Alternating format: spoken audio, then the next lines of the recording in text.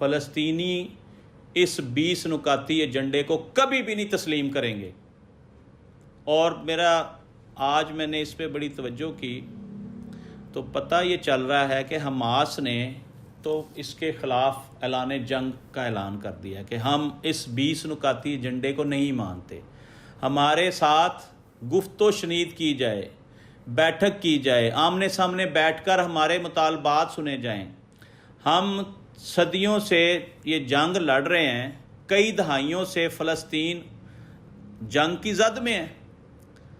फ़लस्तीनियों के मेयार के मुताबिक, उनकी सोच के मुताबिक फ़ैसला होना चाहिए और फ़लस्तीन को अल एलानिया ये यहूदो नसारा एक आज़ाद रियासत तस्लीम करें, बरमला इसका ऐलान करें।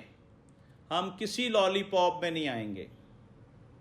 ये बहुत बड़ा इन्होंने दावा कर दिया है हमास ने कि हम जंग जारी रखेंगे और हम बिल्कुल इस बात को नहीं मानते जब तक हमारे मुताबिक बात आमने सामने बैठकर तय नहीं होती।